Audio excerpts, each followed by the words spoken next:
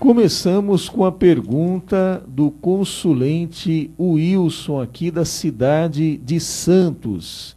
Ele diz aqui para o pastor uma pergunta sobre o tema da mensagem de hoje que o pastor pregou. O pastor falou sobre a infidelidade conjugal.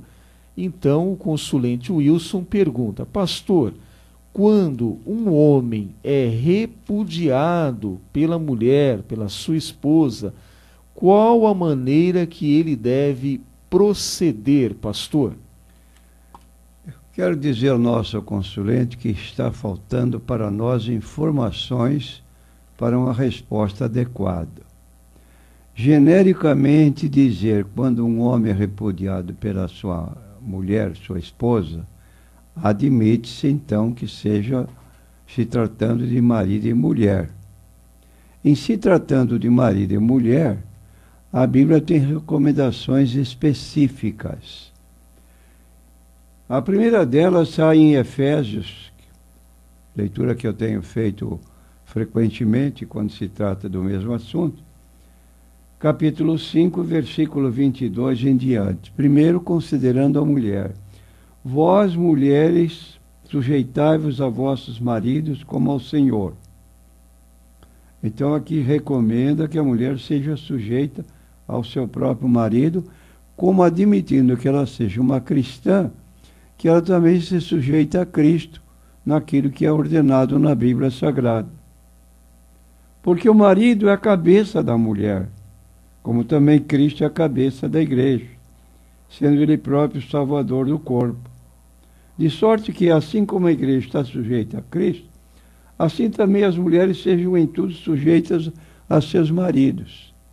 Então, pesa-nos ler essa pergunta: um homem repudiado pela mulher, sua esposa, ela está fora do preceito bíblico. Por outro lado, também tem um mandamento muito específico para o marido, que nem sempre os maridos obedecem. Versículo 25. Vós, maridos, amai vossas mulheres como também Cristo amou a igreja e a si mesmo se entregou por ela. Será que o amor do marido para com a esposa é tão altruísta que pode proceder da forma como Jesus fez conosco? Deu a sua vida por nós, ele disse: ninguém tira a minha vida, eu a dou. Tenho o poder de dá-la e retomá-la. Ora, isso demonstrou o amor altruísta, o chamado amor ágape, que é o amor altruísta de Deus para conosco. Agora, passando sobre os deveres conjugais no aspecto que está sendo ventilado aqui agora, nós temos também em 1 Coríntios capítulo 7, o apóstolo Paulo fazendo menção das obrigações, tanto do homem para com a mulher, como da mulher para com o homem. 1 Coríntios capítulo 7, versículo 4 e 5. A mulher não tem poder sobre o seu próprio corpo, mas tem-no o marido. E também da mesma maneira, o marido não tem poder sobre o seu próprio corpo, mas tem-no a mulher. O que significa isso? Que o homem pode procurar a mulher no tempo que ele sentir necessidade, como da mesma forma a mulher procurar o marido quando ela tiver essa necessidade sexual. Então diz: não vos defraudeis. Por exemplo, agora que está sendo dito que a mulher repudia o marido, ela está errada, a menos que haja um motivo que nós desconhecemos. Mas se é esposa, dentro do preceito bíblico, francamente, está errado essa colocação. Não vos defraudeis um ao outro, senão por consentimento mútuo, por algum tempo, para vos aplicardes à oração, e depois ajuntai-vos outra vez, para que Satanás vos não tente pela incontinência. O que é isso? Quando não há essa compreensão, a mulher busca outro homem, ou o homem ou o marido busca outra mulher. Infidelidade conjugal. Pode ser de um, pode ser de outro. Para evitar essa tragédia, aqui então está o aconselhamento da Bíblia Sagrada. Não vos defraudeis um ao outro. E é o que eu digo ao nosso irmão. Se o irmão quiser, por favor, particularizar mais algum ponto que a gente possa dar uma resposta mais consentânea com a realidade, volte a telefonar para que a gente possa dar uma opinião mais dentro dos padrões bíblicos. Muito bem, o nosso consulente Wilson, então, o telefone da nossa igreja, anote aí, 3232-4337, 3232-4337. Terminando aqui o programa, o pastor vai se retirar do estúdio e estará na igreja a partir de 9h15. O consulente Wilson já pode ligar e conversar pessoalmente com o pastor. 3232-4337. A próxima pergunta é do consulente Abraão, do Jardim Bom Retiro, aqui em Santos. Diz aqui o Abraão em seu relato: eu ouvi uma determinada programação na qual uma pessoa disse que foi arrebatada ao céu e viu ruas de ouro, muros, toda aquela especificação. Essa pessoa disse que não era cristã, mas depois dessa experiência ela aceitou Jesus. Muito bem, agora vem a pergunta do consulente Abraão. Pastor, é verdade que alguém pode ser arrebatado saindo de seu corpo para ir ao céu ou inferno, ter experiências espirituais? Sem dúvida que sim. Nós temos um exemplo muito claro na Bíblia Sagrada do apóstolo Paulo, na sua segunda carta aos Coríntios, no capítulo 12, ele relata uma dessas ocorrências com ele, mas ele, como pessoa modesta, não querendo que alguém o considerasse como mais espiritual do que os demais, ele não se identifica. Então diz assim em 2 Coríntios capítulo 12, a partir do versículo 2 em diante. Conheço um homem em Cristo que há 14 anos, se no corpo, não sei, se fora do corpo, não sei, Deus o sabe, foi arrebatado até o terceiro céu. E sei que o tal homem, se no corpo, se fora do corpo, não sei, Deus o sabe, foi arrebatado ao paraíso. E ouviu palavras inefáveis de que ao homem não é lícito falar. De um homem assim me gloriarei, eu, mas de mim mesmo não me gloriareis, senão nas minhas fraquezas. Porque se quiser gloriar-me, não serei nécio, porque direi a verdade, mas deixo isso para que ninguém cuide de mim mais do que em mim vê ou em mim ouve. E para que me não exaltasse pelas excelências das revelações, foi-me dado um espinho na carne, a saber, um mensageiro de Satanás, para me esbofetear, a fim de que não me exaltar, acerca do qual 3 vezes orei ao Senhor para que se desviasse de mim. E disse-me: a minha graça te basta, porque o meu poder se aperfeiçoa na fraqueza. De boa vontade, pois, me gloriarei nas minhas fraquezas, para que em mim abunde ou habite o poder de Cristo. Então aqui está uma resposta ao nosso consulente. É possível? Sim, é possível. Agora, fica a seu critério essa declaração que faz do seu arrebatamento.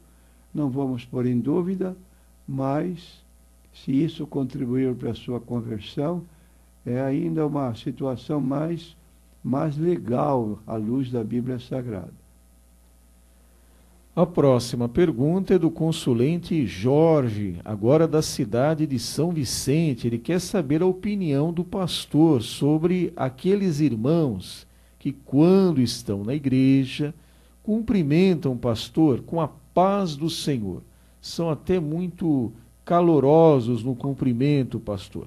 Muita satisfação em cumprimentar com a paz do Senhor.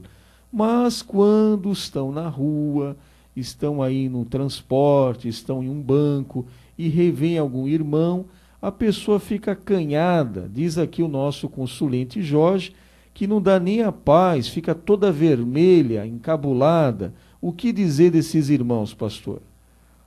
Eu não posso dizer que esta pessoa que assim procede, ela está se envergonhando de Cristo.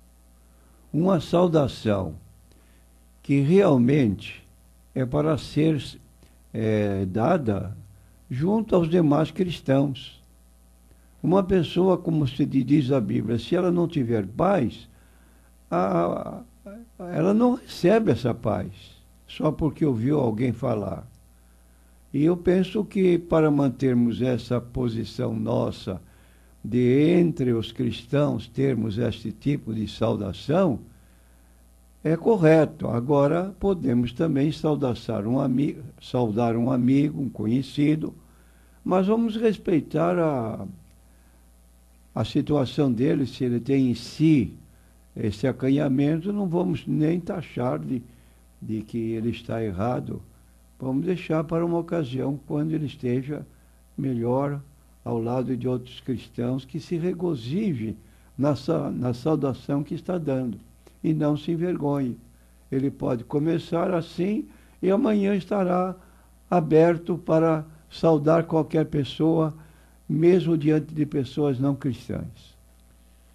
A próxima pergunta, também da cidade de São Vicente, agora é a vez do consulente Enoque, e o tema é Grande Tribulação. Ele quer saber do pastor se aqueles irmãos que não forem arrebatados, não passarem aqui por esta primeira ressurreição que vai ocorrer no arrebatamento da igreja, ficarem aqui na terra. Haverá salvação ainda para esses que aqui ficarem, pastor? Durante a grande tribulação, haverá aqueles que não suportarão e que vão negar o nome de Cristo, como também haverá pessoas que estarão dispostas a morrer até pelo nome de Jesus Cristo. E um exemplo disso, para ficar bem claro, está no livro do Apocalipse, capítulo 6, do versículo 9 em diante, os dizeres que mostram que pessoas na terra, durante a grande tribulação, vieram a morrer por ter sido mortos por sua fé em Cristo, não abjuraram sua fé. Diz assim o texto: e havendo aberto o quinto selo, vi debaixo do altar as almas dos que foram mortos por amor da palavra de Deus e por amor do testemunho que deram. Então, respondendo à sua pergunta sobre a grande tribulação, haverá salvação para aqueles que não subiram na primeira ressurreição? Sim. E clamavam com grande voz, dizendo: até quando, ó verdadeiro e santo dominador, não julgas e vingas o nosso sangue dos que habitam sobre a terra? E foram dadas a cada um compridas vestes brancas, e foi-lhes dito que repousasse ainda um pouco de tempo, até que se completasse o número de seus conservos e de seus irmãos que haviam de ser mortos como eles foram. Então aqui está, é uma situação muito difícil para uma pessoa aceitar a morte durante a grande tribulação, mas o texto bíblico está apontando que sim, haverá pessoas que estarão dispostas a dar a sua vida por Cristo e não negarão a sua condição de seguidores de Jesus Cristo. A próxima pergunta vem da cidade do Guarujá, do bairro Morrinhos. É do consulente Tiago. O Tiago aqui fala uma situação interessante sobre uma determinada igreja. Ele diz aqui que frequenta a igreja e algo lhe chamou a atenção. Nessa congregação que ele está, não tem um pastor local. Na verdade, existe um pastor regional, que ele é responsável por essas congregações que estão na sua região. Mas só que as congregações não possuem um pastor, possuem apenas um ancião que administra o culto, mas diz ele aqui que não prega, não ensina nenhuma doutrina bíblica, apenas conduz o culto. Então o Tiago pergunta ao pastor: isso é certo? Ou cada igreja deve ter um pastor? Nós queremos dizer que isso está errado. Essa forma de deixar assim as congregações meio sem uma orientação bíblica, que deve haver congregação local, eles também são membros da igreja e devem ter um pastor, se não um pastor, um presbítero, que a palavra presbítero, ela tem um valor igual ao pastor. Ele é o que substitui o pastor durante a ausência do pastor. Então tem um pastor que dirige toda a região, e em cada congregação deve haver um presbítero, que é a figura que representa o pastor. Esse presbítero deve ser tão hábil no conhecimento da palavra, como também o próprio pastor, porque está dito lá na indicação para ser um pastor, as qualificações que ele deve ter. Não pode ser um neófito, não pode ser uma pessoa que não tenha conhecimento da Bíblia. Ele tem que ser uma pessoa preparada para poder abrir a Bíblia e saber explicá-la. Isso é razão principal de cada igreja. E por que o apóstolo Paulo escreveu essa necessidade? Está no capítulo 4 de Efésios, que muita gente ignora. Eu não quero pastor na minha igreja. Eu não quero pastor, você é analfabeto. Se tiver essa possibilidade, dê graças a Deus. Se puder ter um presbítero também, não vale qualquer um, não. Pelo menos a Bíblia exige isso. Então diz aqui o apóstolo Paulo: e ele mesmo, Jesus, deu uns para apóstolos, outro para profetas, outro para evangelistas, outro para pastores e doutores, querendo o aperfeiçoamento dos santos para a obra do ministério, para a edificação do corpo de Cristo, para que cheguemos à unidade da fé, ao conhecimento do Filho de Deus, a varão perfeito e à medida da estatura completa de Cristo. Olha aqui, um crente bem habilitado, porque tem um pastor que vela por ele. Para que não sejamos mais meninos inconstantes, levados em roda por todo o vento de doutrina, pelo engano dos homens que com astúcia enganam fraudulosamente. Eu estou sabendo que aqui em Santos criou-se novo canal de televisão, que é formado por uma entidade religiosa que, embora se diga cristã, eu considero como uma seita.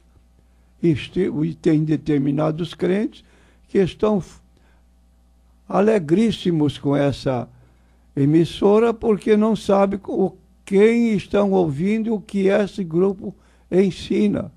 Isso é analfabetismo bíblico e precisa ser orientado. Por isso que estamos aqui nessa emissora, nesse caráter, às vezes, é único na cidade que aborda esses temas, porque não há outra igreja que se preocupe com isso.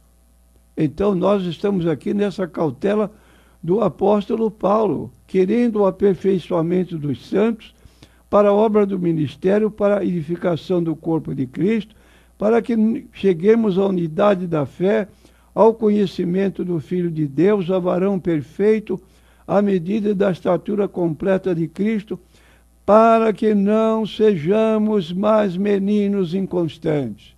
Hoje está numa igreja, amanhã está na outra, depois está mais outra, e fica por aí zanzando porque não tem conhecimento de nada e para ele faz tudo igual. Lá, levados em roda por todo o vento de doutrina, pelo engano dos homens que com astúcia enganam fraudulosamente. Então eu diria para você, meu prezado ouvinte, se uma determinada igreja quer fazer um trabalho evangelístico, o que você acha que essa igreja devia distribuir para poder atingir o seu objetivo? Uma Bíblia, ou como fazem os nossos irmãos aqui de Santos, Gideões, que distribuem o Novo Testamento de bolso para as pessoas que estão nas suas casas, não cobram nada. Isso é um trabalho evangelístico. Está de parabéns esse grupo religioso. Mas se você vir, e eu tenho conhecimento disso, uma entidade religiosa distribuir 24 milhões de um livro, que é tido como religioso, porque foi escrito por uma profetisa, e dentro desse livro você vai notar afirmações que são espantosas. Sabe quem é o nosso Salvador? É o diabo, que estava lá na cruz, o bode emissário. Ele que vai carregar nossos pecados para o deserto. Por isso essas pessoas, se perguntarmos para elas, você tem certeza da sua salvação? Eu não tenho e ninguém tem. Por quê? Porque ainda não tem pecados cancelados. Só tem pecados perdoados, que é uma outra acepção. Quer dizer, Jesus perdoou nossos pecados, mas não carregou. Vai ser jogado sobre Satanás, o bode emissário. Quando ele for aniquilado, aí esses crentes estão livres. Esse é o ensino de 24 milhões de exemplares que está sendo distribuído também aqui em Santos. E eu digo a você, então, respondendo essa consulta aqui, isso deve ser levado ao conhecimento do pastor presidente e ser colocado lá um obreiro que seja culto na Bíblia Sagrada, não precisa falar muito bem o português, mas dentro da Bíblia não pode escapar. Tem que falar o que está na Bíblia Sagrada.